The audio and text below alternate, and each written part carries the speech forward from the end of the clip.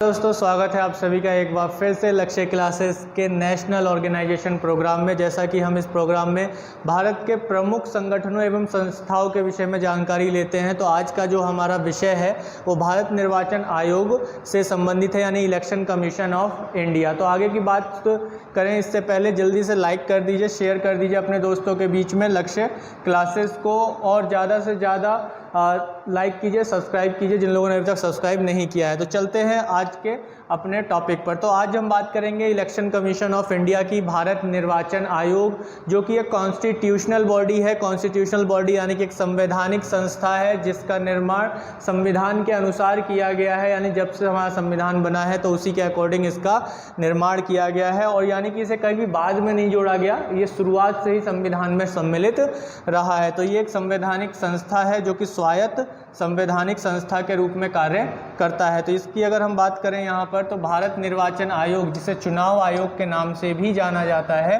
ये एक स्वायत्त संवैधानिक निकाय है, यानी कि यह किसी मंत्रालय या फिर किसी विभाग के अधीन नहीं आता। यह एक स्वतंत्र और निष्पक्ष बॉडी के रूप में काम करता है। तो देश में लोकसभा के चुनाव हो, राज्यसभा के हो, राज्य विधानसभाओं के, राष्ट्रपति के और उपराष्ट्रपति के, इनके चुनाव हो तो इनके चुनाव के संचालन करने का अधिकार जो है भारत निर्वाचन आयोग को है। लेकिन अगर कहीं पर यह प्रश्न बने कि जो पंचायत का चुनाव होता है या फिर नगरीय जो स्वशासन है, नगरीय स्वशासन के जो चुनाव होते हैं, इनके चुनाव कौन करवाता है, तो इनके चुनाव जो है राज्य निर्वाचन आयोग करवाता है। तो इसका एक अलग कंसेप्ट है, एक अलग संविधान संशोधन के माध्यम से इनको लाया गया था, तो उस पर फिर कभी चर्चा करेंगे। लेकिन अभी फ़िलहाल हमें ये ध्यान रखना है कि लोकसभा के चुनाव, राज्यसभा के, राज्य विधानसभाओं के, राष्ट्रपति के और उपराष्ट्रपति के चुनावों का जो संचालन करता है वो भारत निर्वाचन आयोग द्वारा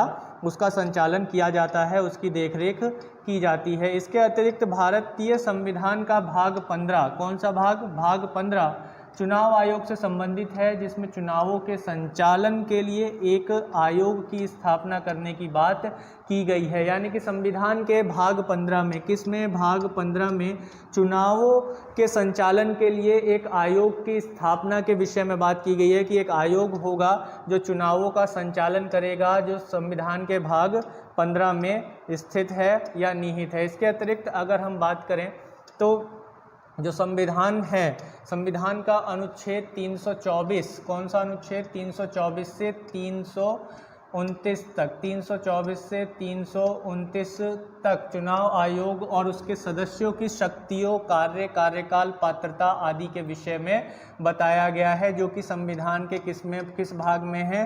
भाग 15 में निहित है। इसके अतिरिक्त तो चुनाव आयोग की स्थापना 25 जनवरी कब की गई थी? 25 जनवरी 1950 को संविधान के अनुसार की गई थी। अभी हाल ही में चुनाव आयोग सुर्खियों में भी बना रहा, क्यों? क्योंकि अभी इसके जो है मुख्य चुनाव आयुक्त नए नियुक्त किए गए हैं। तो कौन अभी नियुक्त किए गए हैं, कमेंट बॉक्स में ज़रूर बताइएगा जिन्हें भी पता है। तो अब हम बात करते हैं निर्वाचन आयोग की संरचना, जो एक स्ट्रक्चर है। कोई भी संस्था है उसका एक स्ट्रक्चर होता है, उसके कुछ सदस्य होते हैं जो उसका संचालन करते हैं। तो निर्वाचन आयोग में मूल रूप से अगर हम बात करें, जब निर्वाचन आयोग बना था, कब बना था? 25 जनवरी 1950 को जब इसका निर्माण किया गया था, तब इसमें केवल एक चुनाव आयुक्त होता था। यानी कि अभी हम देखते हैं कि 3 चुनाव आयुक्त होते हैं, एक मुख्य चुनाव आयुक्त होता है, लेकिन इसमें केवल एक ही चुनाव आयुक्त का प्रावधान किया गया था मूल रूप में शुरुआती में। लेकिन आगे भविष्य में कब?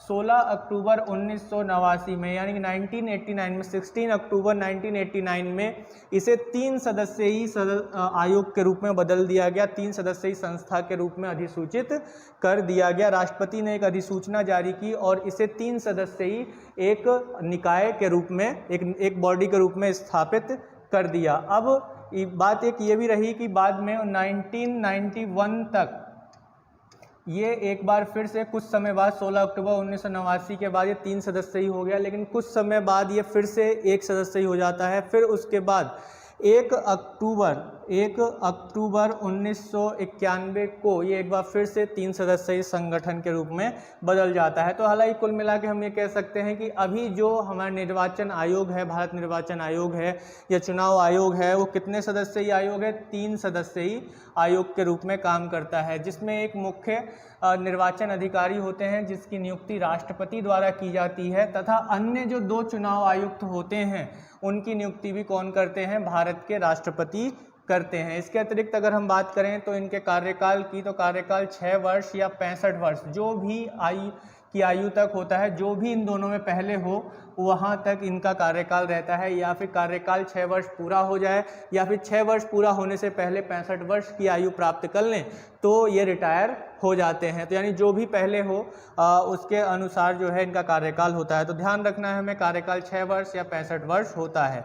इन्हें सर्वोच्च न्यायालय के न्यायाधीशों के समान दर्जा प्राप्त होता है, उन्हीं के समान वेतन भत्ते और अन्य कुछ अधिकार या कह सकते हैं जो सुविधाएं हैं वो प्राप्त होती हैं। इसके अतिरिक्त इन्हें जो है सर्वोच्च न्यायालय को ही सर्वोच्च न्यायालय के न्यायाधीशों के अनुसार ही पद से हटाया जा सकता है। जिस प्रकार सर्वोच्च न्यायालय के न्यायाधीश को पद से हटाया जाता है, उसी प्रकार से मुख्य चुनाव आयुक्त को संसद द्वारा सर्वोच्च न्यायालय के न्यायाधीश को हटाने की प्रक्रिया के समान ही पद से हटाया जा सकता है। यानी कि जिस तरीके से एक सर्वोच्च न्यायालय के न्यायाधीश को, इसके अलावा भारत के लेखा महापरीक्षक नियंत्रक को यानी कैग को पद से हटाया जा सकता है, वैसे ही सेम किसको हटाया जा सकता है? मुख्य चुनाव आयुक्त को पद से हटाया जा सकता है। लेकिन एक जो संसद की जो प्रक्रिया कैसी हो, जैसे सर्वोच्च न्यायालय के न्यायाधीश को हटाने के लिए अनुच्छेद 124 में एक प्रक्रिया बताई गई है,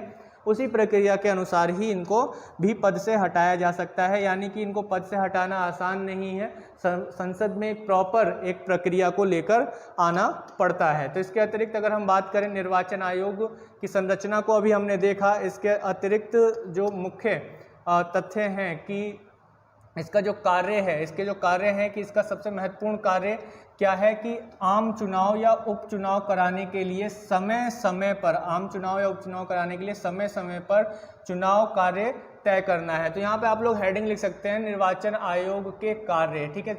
निर्वाचन आयोग के कार्य यदि आप नोट डाउन कर रहे हैं या स्क्रीनशॉट ले रहे हैं तो इस बात को ध्यान रखिएगा।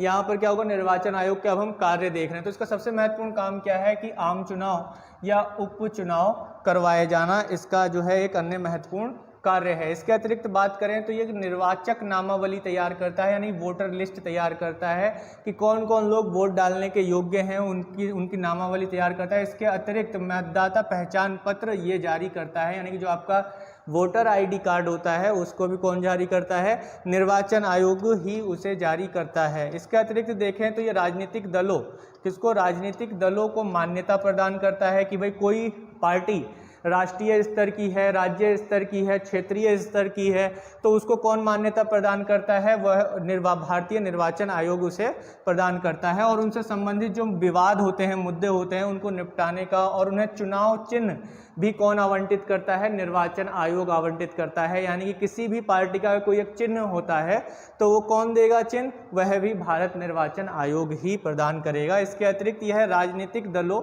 और उम्मीदवारों के लिए चुनाव में क्या जारी करता है? आदर्श आचार संहिता, ठीक है, आदर्श आचार संहिता इसे जारी करता है। हम इसे अक्सर जब भी चुनाव शुरू होने वाले होते हैं तो उससे पहले आदर्श आचार संहिता लागू होती है, और ये लागू कौन करता है? ये भी भारत निर्वाचन आयोग ही लागू करता है। इसके अतिरिक्त आगे चलें तो कुछ महत्वपूर्ण अनुच्छेद हमें देख लेने चाहिए जो कि अक्सर समाचारों में बने रह सकते हैं और इनसे प्रश्न उठते हैं। तो आप लोग या तो स्क्रीनशॉट ले सकते हैं या फिर समझ सकते हैं और नोट डाउन कर सकते हैं कि अनुच्छेद 324 क्या कहता है कि चुनाव आयोग चुनावों के लिए एक निहित दायित्व का निर्वहन करेगा, यानी कि चुनाव को करवाने की पूरी प्रक्रिया को फॉलो करेगा। अनुच्छेद 325 ये कहता है कि चुनाव आयोग अपनी मतदाता सूची में बिना किसी भेदभाव के धर्म, जाति या लिंग के आधार पर कोई भी भेदभाव नहीं करेगा और सभी को जो मतदान करने योग्य हैं उनको जो है उस मतदाता सूची में शामिल करेगा। वह किसी भी व्यक्ति को किसी विशेष धर्म से आता हो या विशेष जाति से आता हो या विशेष लिंग से आता हो, उसको इन आधार पर मतदाता सूची से बाहर नहीं करेगा। इसके अतिरिक्त अनुच्छेद 326 क्या कहता है कि लोकसभा और प्रत्येक राज्य की विधानसभाओं के लिए निर्वाचन वयस्क मताधिकार के आधार पर होगा, यानी कि जिस व्यक्ति की आयु 18 वर्ष पूर्ण कर चुका है, जो व्यक्ति 18 वर्ष पूर्ण कर चुका है वह इस निर्वाचन प्रणाली में भाग ले सकता है और चुनाव में वोटिंग कर सकता है। इसके अतिरिक्त अनुच्छेद 327 कहता है कि विधायिका द्वारा चुनाव के संबंध में संसद कानून बनाने की शक्ति रखता है। इसके अतिरिक्त 328 कहता है राज्य विधानमंडलों को कि वह चुनाव के लिए कानून बनाने की शक्ति रखता है। इसके अतिरिक्त अनुच्छेद 329 चुनावी मामलों में अदालतों के द्वारा जो किए जाने वाला हस्तक्षेप है तो उसके लिए एक बार बनाएगा, एक संस्था, एक संगठन, या कह सकते हैं कि एक परिषद की स्थापना ये करता है। 329 में इस कंसेप्ट को समझाया गया है। इसके अतिरिक्त अगर हम बात करें कुछ प्रमुख तथ्यों की जो सुर्खियों में बने रहते हैं और हमारे एग्जाम्स में आते हैं, जैसे भारत के प्रथम चुनाव आयुक्त कौन थे? सुकुमार सेन थे। और अभी हम 23वें नंबर से जोड़ते हैं, या हम 23वें नंबर से अगर हम गिनती करें, अभी चूंकि हमारे एग्जाम्स के लिए ये महत्वपूर्ण है, तो भारत के 23वें मुख्य चुनाव आयुक्त कौन रहे? सुनील अरोड़ा रहे। इसके अतिरिक्त 24वें जो हैं वो कौन है? सुशील चंद्रा रहे, जो अभी हाल ही में रिटायर हुए हैं। इसके अतिरिक्त अगर हम बात करें तो अभी जो वर्तमान में नए मुख्य चुनाव आयुक्त बने हैं वो 25वें क्रम के हैं और नाम है उनका राजीव कुमार। तो यहाँ तक हमने चुनाव आयोग के संबंध में कुछ विशेष और महत्वपूर्ण जानकारियाँ इकट्ठा की जो कि हमारे एग्जाम्स के लिए बहुत ही ज़्यादा महत्वपूर्ण है और उपयोगी है। मैं आशा करता हूँ कि यहाँ तक आपको वीडियो पसंद आई होगी, जानकारी अच्छी लगी हो तो कमेंट बॉक्स में ज़रूर बताइएगा और इसके साथ साथ लाइक ज़रूर कीजिएगा। जिन लोगों ने अभी तक सब्सक्राइब नहीं किया है हमारे चैनल को सब्सक्राइब कीजिएगा, बेल आइकन प्रेस जरूर कीजिए ताकि अगली नोटिफिकेशन भाई आपको मिल सके और आप जो हैं हमारी वीडियोस को रेगुलर देख सकें। और कमेंट करके ज़रूर बताइए कैसी लगी वीडियो, दोस्तों में भी जल्दी जल्दी शेयर कर दीजिए। धन्यवाद, जय हिंद।